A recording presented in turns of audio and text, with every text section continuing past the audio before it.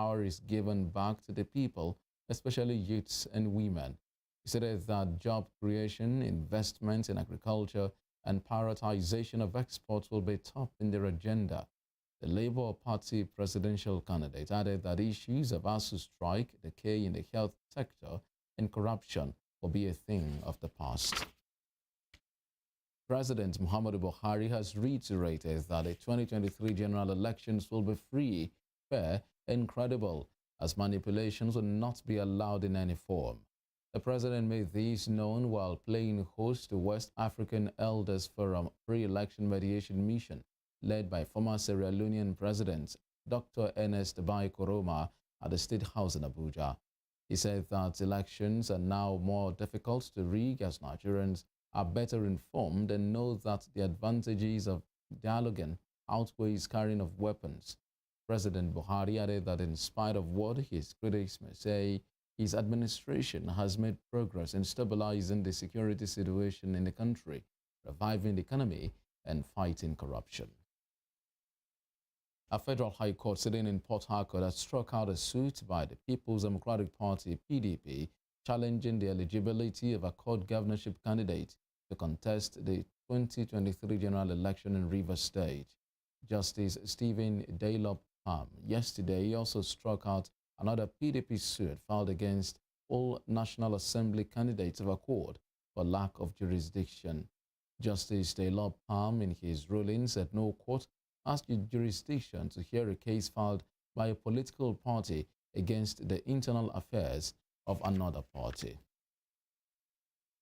And here in Osun State, the presidential candidate of the People's Democratic Party, Atiku Abubakar, says if elected in 2023, he will propose that the National Assembly amends the nation's constitution to make traditional rulers more relevant in the society. He said this yesterday when he paid courtesy visits to the Ooni of Ife, Oba Enito Ogunwusi, and Owa Obokun Ademula of Idisha Land, Oba Gabriel Arumolaran, at the palaces in Ile-Ife and Ilesha. The candidate, who was accompanied by his running mate Ifeanyi Okowa, national chairman of the PDP, Yoche Ayu, and other leaders and elected officials of the party, promised to restructure Nigeria and devolve more power to states and local government areas. Mr. Abubakar is in Osun State to galvanize support ahead of the 2023 general election.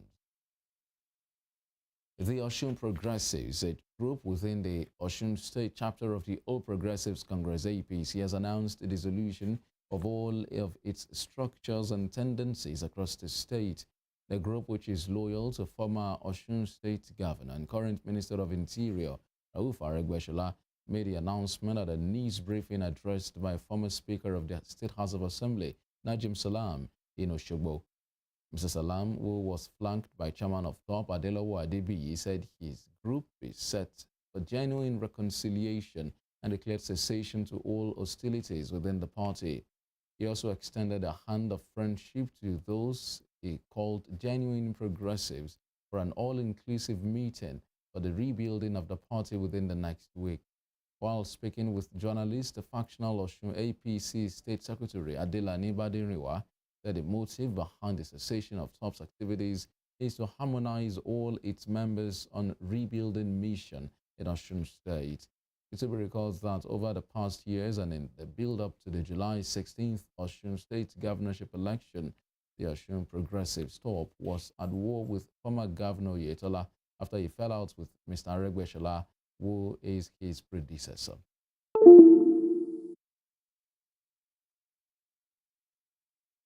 Osun State Governor Ademola Adeleke has denied awarding a contract for reconstruction of the road leading to the Adeleke University Ede.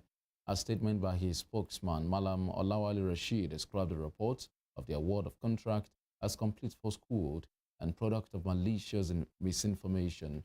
He said the new government is still settling down and has not awarded any contract, adding that the reconstruction of the said road is a project of the federal government to service the Federal Polytechnic, Ede.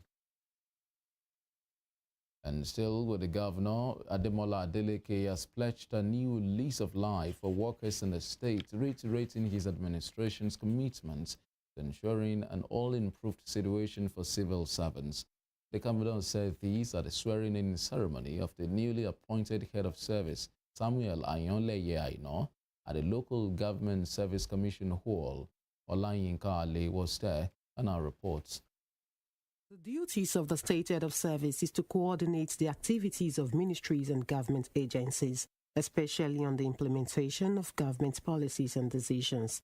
In order to achieve this, Governor Ademola Adeleke appointed Mr. Samuel Ayonleye Aino as the new Head of Service in Osun State at a swearing-in ceremony held at the Local Government Service Commission in Abere on Monday.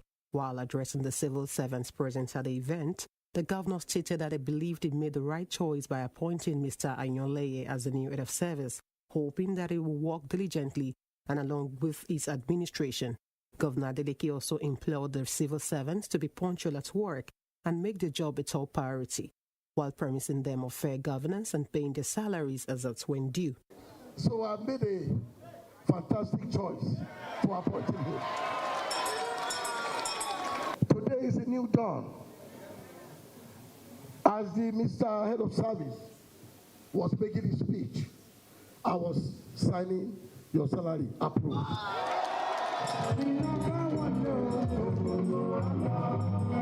I want you to get to your office very early, do your job. And I know the Head of Service, I can feel it, that it's a new dawn. Everything will go well. You shall all smile. I will make sure everybody smile. But you must work.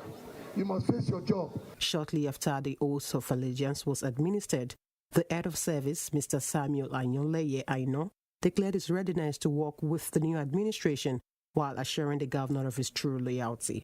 Mr. Ayonleye charged the civil servants to be loyal, honest, transparent, efficient, and be punctual at work, and also urging them to cooperate with the new administration in order to make Osun State stand out among other states. I wish to assure you and the workers of our support to administration. Towards this end, Mr. Governor, as we await the detailed program of action that will spell out in clear terms your objectives, we shall be willing to cooperate with you fully, at all times. This is our government, and therefore we must embrace the ethics of the service. Loyalty is very important. We must be loyal. Punctuality is very important. Transparency is very important. Integrity is very important. Fairness is very important. And efficiency, among others.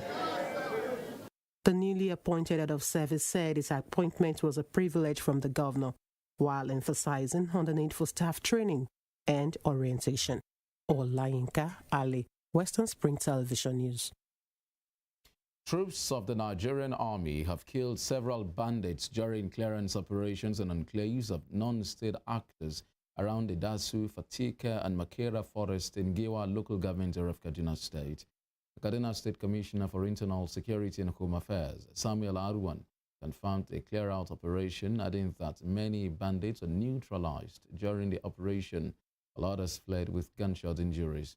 He said that the state governor, Nasir El-Rufai, has commended the troops for their success while urging them to work harder. He further appealed to citizens in the areas to report suspicious individuals seeking medical attention for gunshot injuries to the Security Operations Room. Katsina State Police Command has rescued 5 persons kidnapped in Kankara local government area of the state. In a statement, the police spokesman, SP Gambo Isa, confirmed the development, stating that the police tactical team engaged the hoodlums in a fierce gun duel and successfully repelled them from furthering their heinous mission. He said that the victims were rescued on Tuesday following a distress call received by the police that terrorists numbering 25 with AK-47 rifle attacked Karo village in Sabe Tuge ward in Musawa local government area of the state. During the attack, the terrorists abducted 5 villagers, rustled 43 cows, and stole 3 motorcycles belonging to the villagers. In Benue State, the police command has confirmed the release of kidnapped Commissioner for Housing and Urban Development, Chief Ekwe Ogbo. The state police spokesperson, SP Kate Anene, in a brief statement, confirmed the release of the commissioner, but offered no further details. Obo was abducted on Sunday evening along Otokpo Ado Road in Benue State. You're watching Spring News at 12 on Western Spring Television. We'll be back after this break.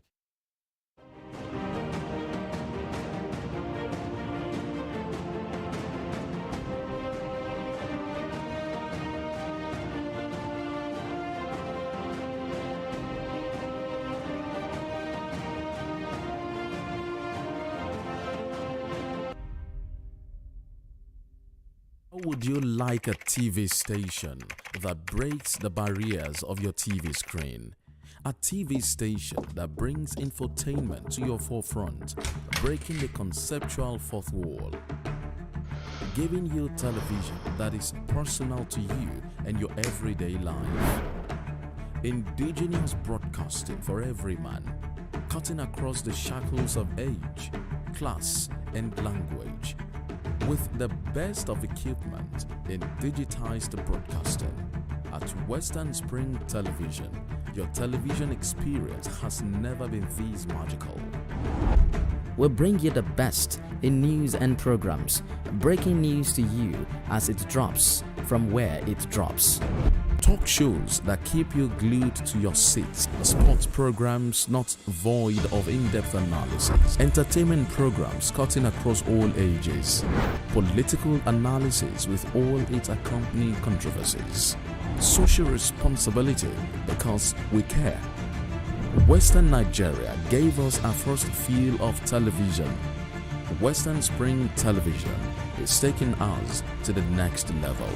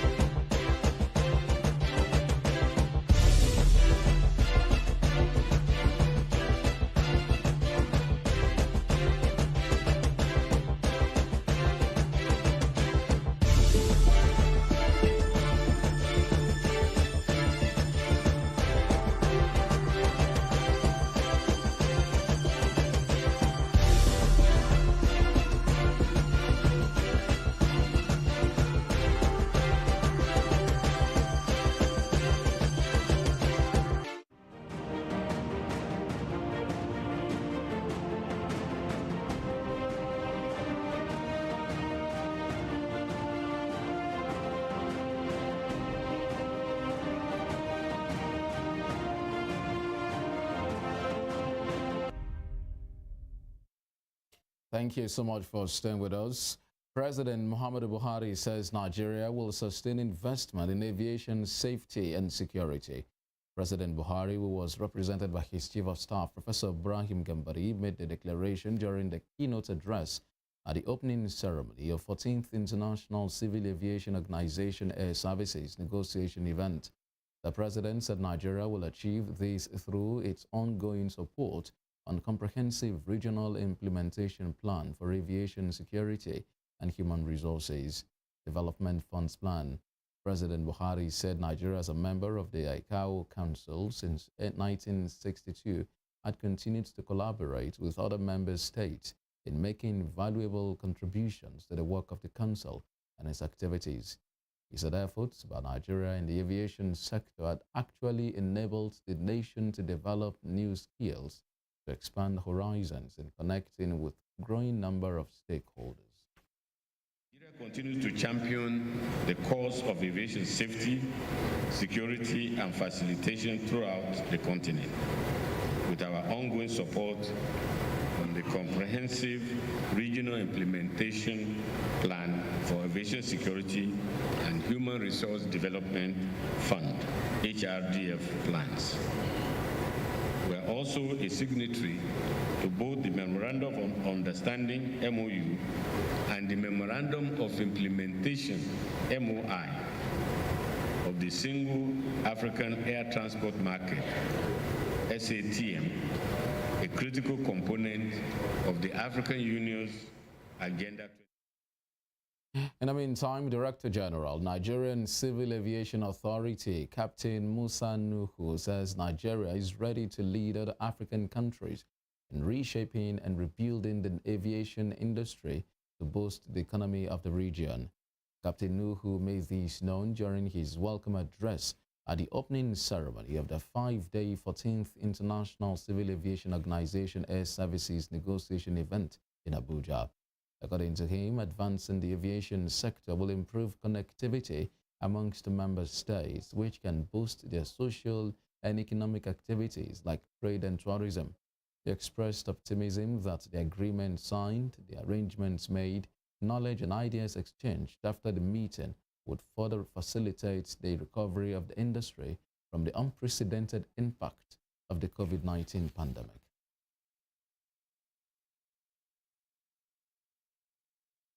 It is a well-known fact that efficient air transportation plays a critical role in facilitation of movement of people and goods to various destinations on the globe, while linking cities and regions seamlessly. Air travel shortens travel times between cities and countries, thus improving global trade, tourism activities, with the potentials of accelerating the socio-economic growth and development of states. Since the establishment of this unique global event by ICAO in 2008, ICANN events have provided participating states with a central congregating point to conduct bilateral, regional, or multilateral air services negotiations that result in air services agreement. Of these limits would attract processing fees of 5% and 10%. Banks have also been directed to load only 200 naira and lower denominations into their ATMs. On the foreign scene, 25 people have been arrested in raids across Germany on suspicion of plotting to overthrow the government. German reports say the group of far-right and ex-military figures planned to storm the parliament building and seize power. A 71-year-old German man referred to as a prince called Heinrich the 13th is alleged to have been central to their plans. According to federal prosecutors, he was one of 2 alleged ringleaders amongst those arrested across 11 German states. Head of the United Nations, Antonio Guterres, says humanity has become a weapon of mass extinction. He said these are the start of a high-level nature summit in Canada, where governments are meeting to agree targets to reverse the loss of nature. Mr. Guterres said there was a chance to stop the destruction which has put 1 million species at risk of extinction. In Montreal, nearly 200 countries will try to agree on a way to put the world on a path to restoring nature by the end of the decade. And in sports, jubilant fans poured into the streets of major cities of Morocco after the country reached the World Cup quarterfinals for the first time. The Atlas Lions stunned Spain 3-0 in a shootout after a goalless draw, and they will now face Portugal on Saturday. Flares were set off and flags waved in the streets of the capital Rabat as cheering, singing, and drumming continued deep into the night. Morocco King Mohammed VI also joined in the street celebrations as he waved the flag while being driven through the streets. The country becomes the 4th African team to reach the Men's World Cup quarterfinals after Cameroon in 1990, Senegal in 2002, and Ghana in 2010. In tennis, Novak Djokovic will play in January's Adelaide International, a year after being deported from Australia because of his COVID-19 vaccination status. The Serb, who has won a record 9 Australian Open titles, is also set to compete at the first Grand Slam of the year after his visa ban was overturned. The event begins on the 1st of January in Adelaide, with the Australian Open starting 15 days later in Melbourne. As well as world number 5, Djokovic, there will be 3 other social developments. It was gathered that ICCPC rejected the singer's request for bail on the grounds that it could not rely on him to appear at his trial if he is released. Before we end the news, here is a recap of our top stories. The presidential candidate of the Labour Party, Peter Obi, has vowed to end strikes by medical doctors and members of the Academic Staff Union of Universities, ASU, if elected in 2023.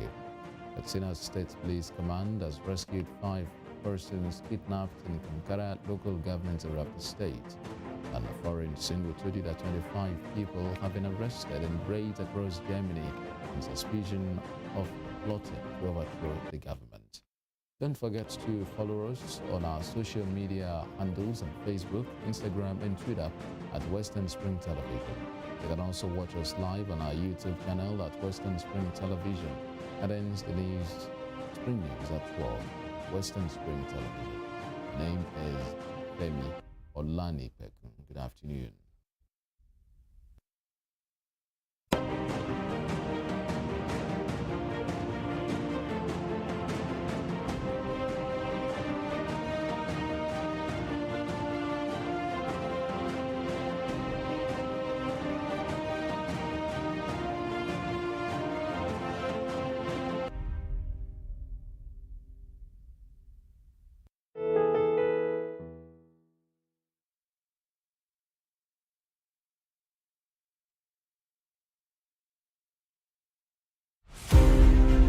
"21 years after World War I, the world was again thrown into the horror of another war. In September 1939, vast majority of nations across the world, including the great powers, took up arms against themselves, from which emerged 2 opposing military powers. Between 40 and 80 million human souls perished in the 6-year war spread across Soviet Union, Germany, Poland, Japan, Yugoslavia, the Dutch, and East Indies.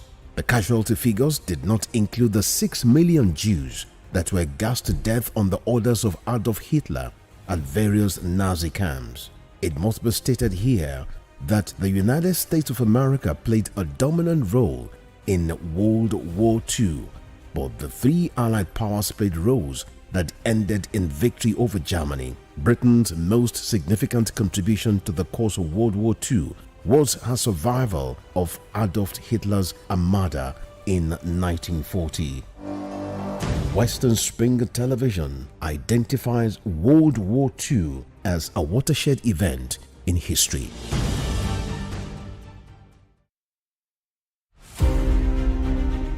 The 1914 Amalgamation Treaty is synonymous to the birth of Nigeria. Frederick Lugard, a British Army captain and an outlaw who struck gold in Africa, became the instrument used by destiny to make it happen.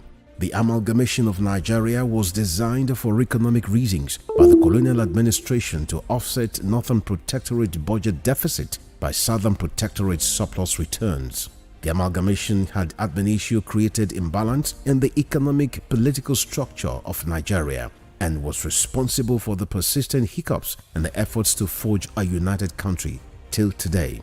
Nigeria's amalgamation was labeled as the mistake of 1914 by native northern conservatives who neither wanted it nor contributed anything significant to its sustenance. Western Spring Television identifies with Amalgamation Treaty of 1914 as a watershed event in history.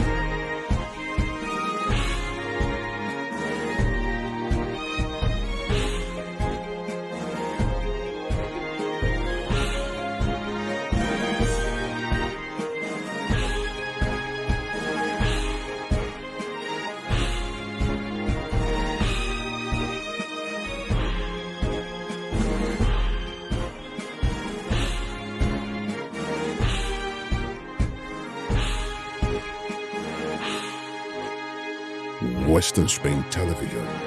Ours it is.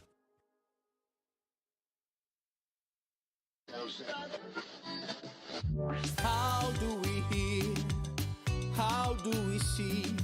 What makes up the air we breathe? How does a plane fly over the sea? How do the planets float so weightlessly? It's technology. Science, you and me. We're learning every day. Engine leads the way. Hello and welcome to this week's Engine Show. I hope you have your thinking caps on and have turned on your brain. Well, to be honest, you can't really turn your brain off. Your brain works even when you're sleeping, and it's the boss of your whole body. This week, your brain is going to be the star of our show. Your brain is amazing. It helps you breathe without realizing it. It can help you find your way to your friend's house. In fact, it makes you you. The brain controls everything you do and think and how you move and feel. So let's explore more and discover, what is the brain? What does it do? How does it work? How do we learn? How can we help our brains to get better at learning? We'll even give you some special tips to help you pass your next test. So come on now, you brainy bunch. Let's get ready to inquire, discover, and learn about our brains. We're learning every day. The brain is in charge of everything your body does. It is boss of your whole body. It is an incredible organ. It outperforms even the very best supercomputer. It can download and respond appropriately to an incredible amount of information. I have a very brainy friend whom I want to come along and help us learn more about the brain. Miss Brain, where are you? Can you see her? She feels squishy and looks a little bit like a cauliflower. Hello, I am Miss Brain. Normally, you can find me in your head. I'm protected by the bones of your skull and the liquid inside it. I need to be protected and carefully looked after, as I'm very sensitive and very important. I control and regulate everything your body does. Brains and computers both break if you drop them, but the good news is they can both be repaired too. I help you understand the world around you. How do you do that? I receive signals from the outside world through the senses. That's seeing, hearing, touching, tasting, and feeling. Once I receive a signal, I can send messages to all the different parts of your body. This means your body can respond in the right way to what is happening around it. So you tell my body what to do? Yes, I told you I'm the boss. Let me show you. This is a hot saucepan full of hot rice. I have just taken it off the stove. Can you touch it? Ouch! That's so hot! Ah, you see, it was your clever brain that had to send a message from your finger that the saucepan was hot and that you needed to move it away very quickly, otherwise you'd get hurt. So, how do you do that? Well, different parts of me control different things. Can we cut you open and have a look inside? No, you can't. But I can take you on a tour of the inside of a brain. Firstly, you can divide the brain into 3 major parts: the cerebellum, the brainstem, and the cerebrum. Cerebellum. This is a very small portion of the brain, yet very important. The cerebellum helps you maintain your balance and regulate your movements so that you can walk, dance, jump, or ride a bicycle. Without the cerebellum, you'll be falling all over the place. Brainstem is what connects the brain to the spinal cord. This is the main pathway for information to move from the brain to the rest of the body. The brainstem controls basic body functions that you do without even thinking about them, like breathing, digesting food, heart rate, and whether you're awake or sleepy. Cerebrum, the largest part of your brain, is responsible for all the thinking. It also controls your voluntary muscles, the ones you move by choice.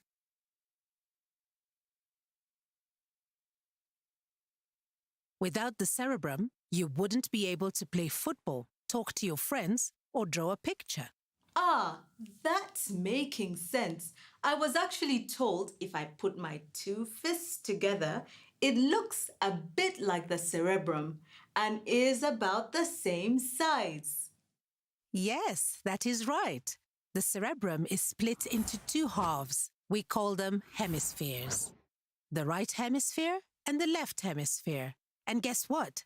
The right hemisphere controls the left side of the body. The left hemisphere controls the right part of your body. Wow! So if I wave with my right hand, I need to thank the left part of my brain for helping me. And if I click with my left hand, I need to thank the right hand side of my brain. It's like a crisscross in my body. There's a really fun game you can do at home to make sure you exercise both hemispheres. It's called Use the Other Hand. You need to try to do things using the opposite hand that you usually use. Try eating soup. Be careful, you might spill it everywhere. Oops! Have a go at writing your name. Can you do it as neatly as you can? Ugh. You may feel clumsy at first, but slowly you will improve. How does each hemisphere connect? There are nerves that connect the two hemispheres. Each hemisphere is in charge of different aspects of thinking and understanding. The left hemisphere is in charge of important tasks that have to do with logic, such as in science and mathematics, as well as language and speech. The right hemisphere is the more artistic and creative side of the brain. Wow! Now I understand how all parts of me are managed